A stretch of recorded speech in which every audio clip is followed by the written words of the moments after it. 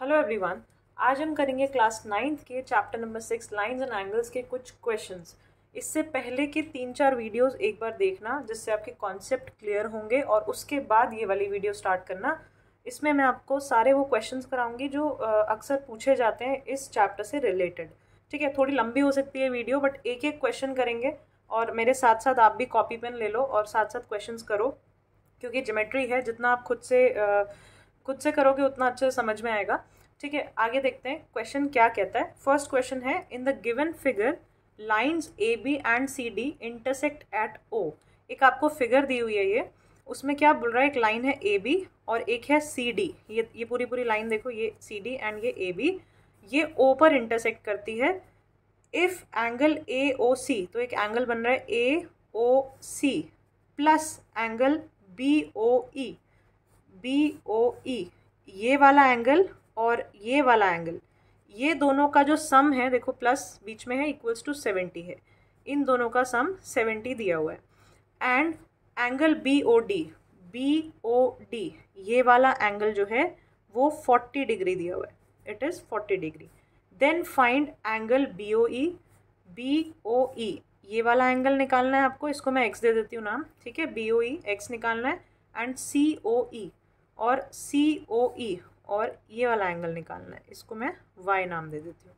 तो आपको x और y निकालना है। दिया क्या हुआ है कि COA, angle COA plus angle EOB कितना है, 70 डिग्रीज। ठीक है, और एंगल BOD कितना है, 40 डिग्री। बस ये दो बातें दी हुई है।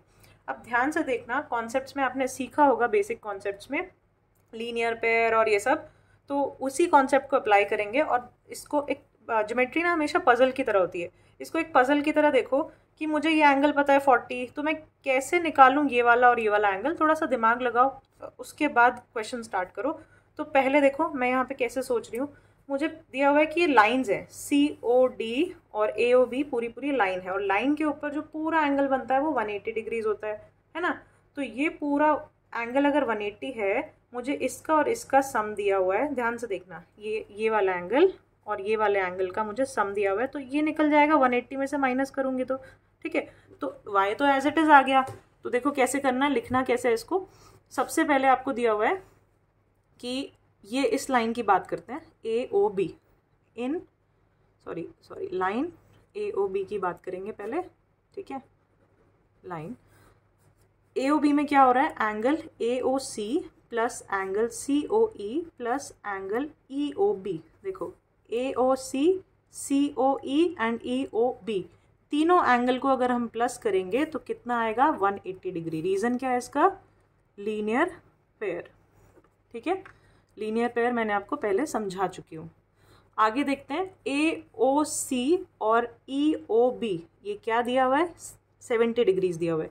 तो AOC और EOB की जगह, दोनों की जगह आप लिख दो 70 डिग्रीज, क्योंकि ये गिवन है। बच गया क्या, ये plus angle COE equals to 180 degree. अब ये निकालना है, तो जो निकालना होता है जिसकी वैल्यू, उसको वहीं छोड़ो और बाकी सारी चीज़ों को दूसरी साइड भेज दो। तो 70 उधर जाएगा, 180 डिग्री माइनस 70 डिग्रीज, तो एंगल COE कितना हो जाएगा, 110 डिग्री। तो आपका एंगल y की वैल्यू तो आ गई है, देखो ये y तो था COE। ठीक है, तो ये आ गया 110 डिग्रीज। अब मुझे यहाँ से देखो क्या पता चला, COD जो लाइन है, ये COD जो लाइन है, उसमें ये एंगल प्लस ये एंगल प्लस ये एंगल, तीनों को मिलाऊंगी तो फिर लीनियर पेयर बन रहा है ना। तो ये 110 मुझे पता चल गया, अभी निकाला। ये ऑलरेडी गिवन है 40 डिग्रीज, x यहाँ से निकल जाएगा। सेम यही चीज़ अप्लाई करेंगे। अब हम बात करते हैं लाइन COD की। ठीक है, लाइन COD में COE पहला एंगल है, angle COE plus angle EOB plus BOD, angle BOD equals to 180 degree. Reason वही है, लीनियर पेयर। ठीक है, आगे देखते हैं COE कितना है। देखो COE अभी निकाला हमने 110, 110 प्लस EOB कितना है, x है, इसकी जगह x लिखो, प्लस BOD कितना है, 40 डिग्रीज, ये रहा BOD 40 डिग्री, ये गिवन था, इक्वल्स टू 180 डिग्री। 110 प्लस 40 हो गया 150 degree, plus x equals to 180 degrees. x को यहीं छोड़ दो 180, ये उधर जाएगा तो -150 डिग्री हो जाएगा, x इक्वल्स टू 30 डिग्रीज। तो आपके दोनों ही एंगल्स की वैल्यू आ गई है। अब हम देखते हैं नेक्स्ट क्वेश्चन।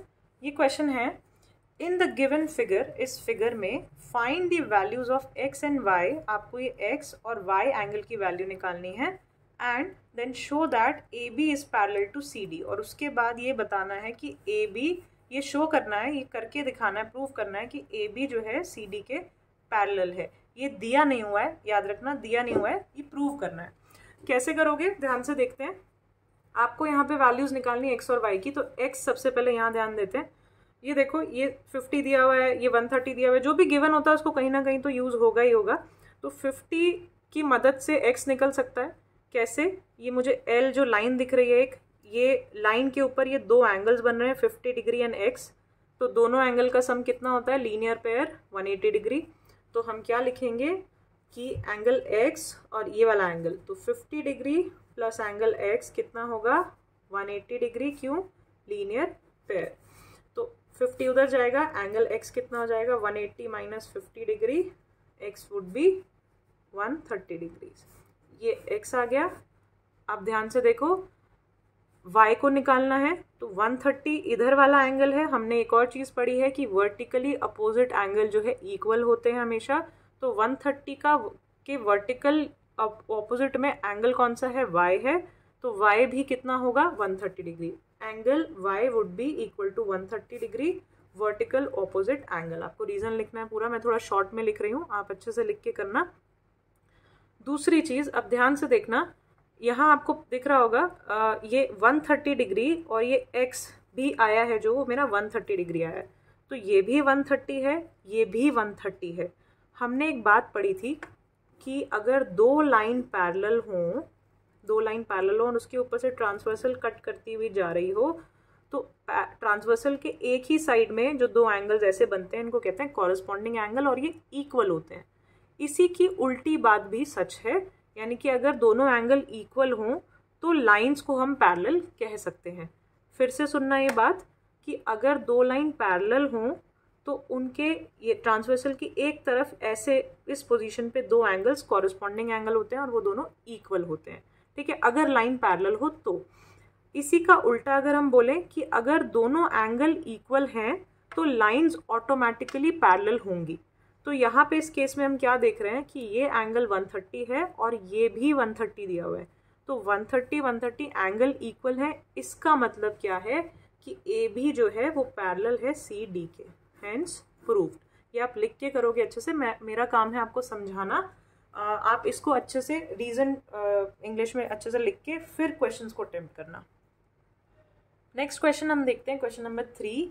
इसमें क्या है, इसमें आपको एक फिगर दी हुई है, ये आप जैसा कि देख सकते हो PQRST पॉइंट से बनी हुई ऐसे लाइन है, और इस फिगर में दो एंगल्स दिए हुए हैं, ये PQR एंगल 110 डिग्रीज का और ये RST एंगल 130 डिग्री का। मैंने यहाँ लिखा है गिवन क्या क्या है। PQ पैरेलल है ST के, तो ये जो लाइन आपको दिख रही है ये वाली PQ, ये ST के पैरेलल दी हुई है। ठीक है, तो ये दोनों लाइंस पैरेलल है, यानी इसको मैं कितना भी एक्सटेंड करूँगी, इसको भी कितना भी एक्सटेंड करूँगी, ये ऑलवेज कभी भी मिलेंगे नहीं। ठीक है, अब देखो निकालना क्या है, एंगल QRS आपको ये वाला एंगल निकालना है। तो मैं इसको x ले लेती हूँ। ठीक है, अब मैं दिमाग लगाऊंगी कि यार ये कैसे आ सकता है, क्योंकि यहाँ पे देखो ये ऐसा भी नहीं कुछ ऑल्टरनेट एंगल बन रहा है, कुछ कॉरस्पॉन्डिंग वर्टिकल अपोजिट कुछ भी तो नहीं हो रहा है। तो यहाँ पे कुछ क्वेश्चंस में ऐसा होता है कि हमें खुद से लाइंस बनानी पड़ती हैं, कंस्ट्रक्शन करनी पड़ती है, तब हम इसको सॉल्व कर सकते हैं। ठीक है, तो ऐसे मत सोचना कि आप कंस्ट्रक्शन नहीं कर सकते, आप खुद से भी लाइन ड्रॉ कर सकते हो। मेन मकसद क्या है कि आपको क्वेश्चन को सॉल्व करना है और सही तरीके से सॉल्व करना है। ठीक है, सो अब हम क्या करते हैं, ध्यान रखना, हम इस ST और PQ के पैरेलल एक लाइन बना देते हैं यहाँ पे ऐसे। ये बाय कंस्ट्रक्शन कर रही हूँ मैं। ठीक है, इस लाइन का नाम हम कुछ भी रख सकते हैं, लाइन L रख लेते हैं इसका नाम। तो ये L लाइन जो है ये PQ के पैरेलल है और ST के पैरेलल है, ये दोनों तो आपस में पैरेलल थी ही।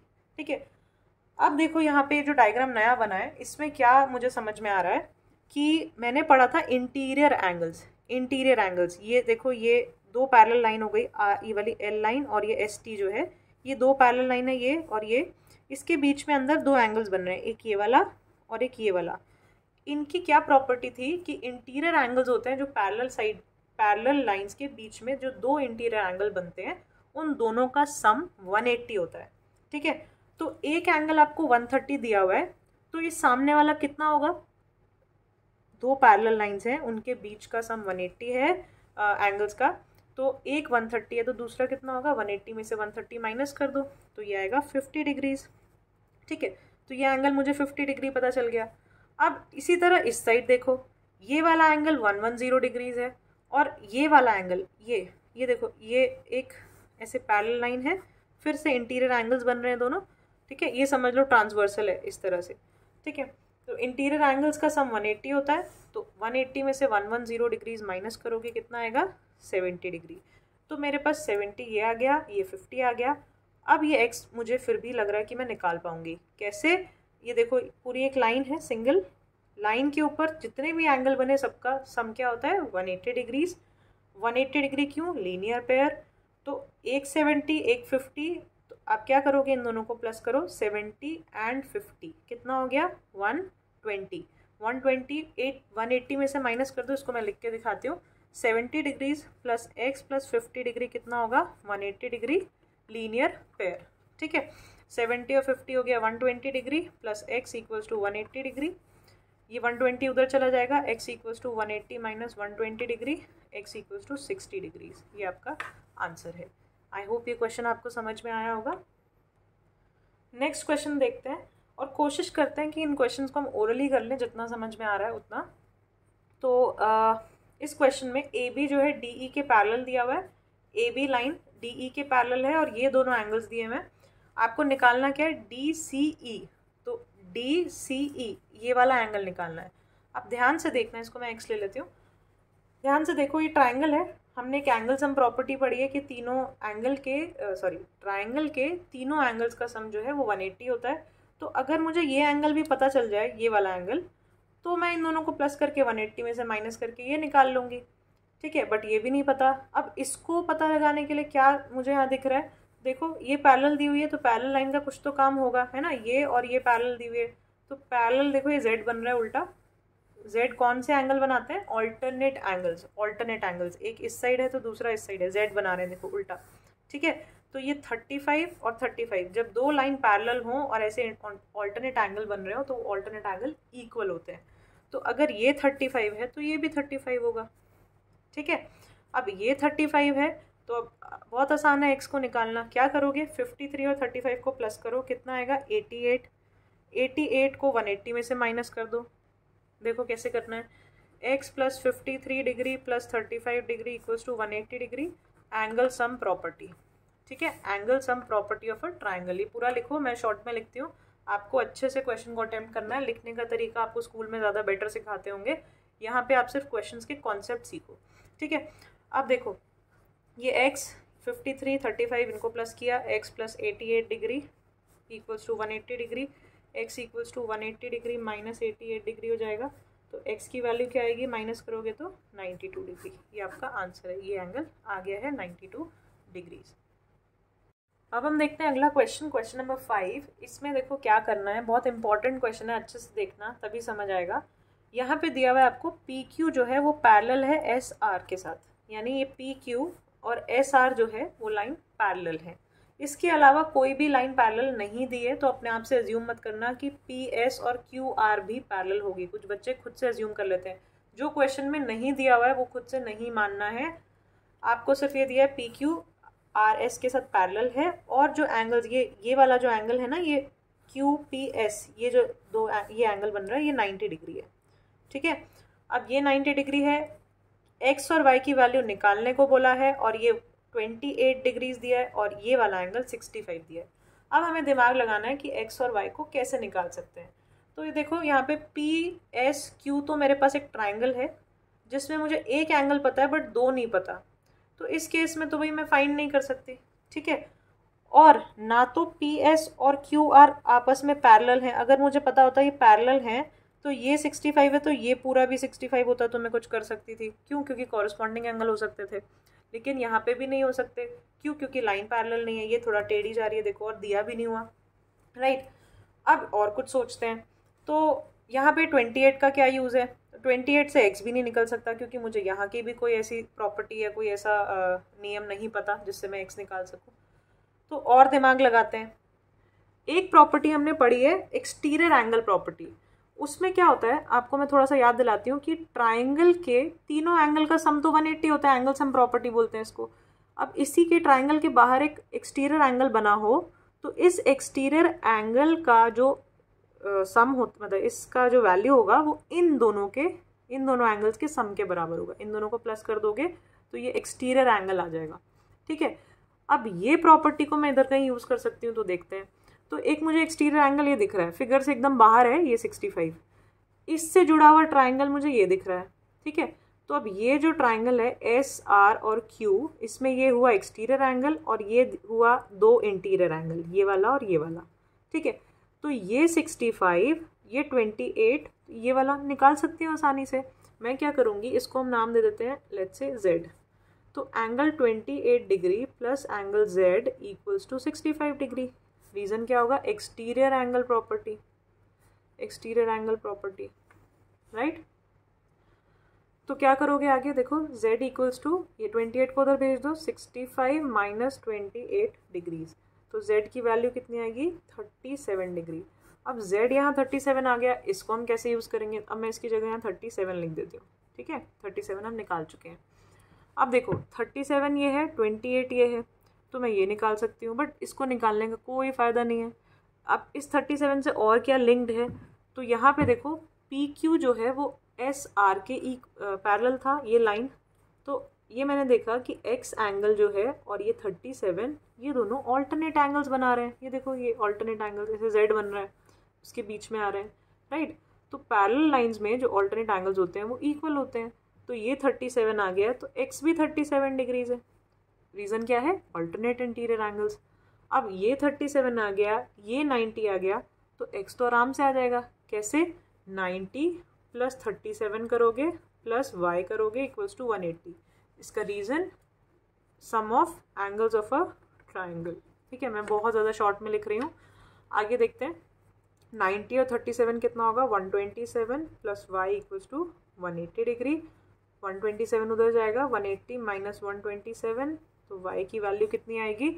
इसको आप कमेंट में मुझे लिख कर बताओ। तो इसी तरह के क्वेश्चंस आपको मिलेंगे लाइंस एंड एंगल्स में, बहुत ही आसान है। कॉन्सेप्ट्स अगर आपके क्लियर हैं, बेस अच्छा है, तो मैथ्स मुश्किल नहीं है। ज्योमेट्री बहुत इंटरेस्टिंग है। क्वेश्चंस और ट्राई करो, जितनी प्रैक्टिस करोगे उतना मैथ्स में अच्छे होते जाओगे दिन पर दिन। रोज़ कम से कम minimum half an hour to 40 minutes maths को ज़रूर दो। 10 से 12 क्वेश्चन, 15 क्वेश्चन डेली प्रैक्टिस करो अगर आपको मैथ्स और अच्छी करनी है तो।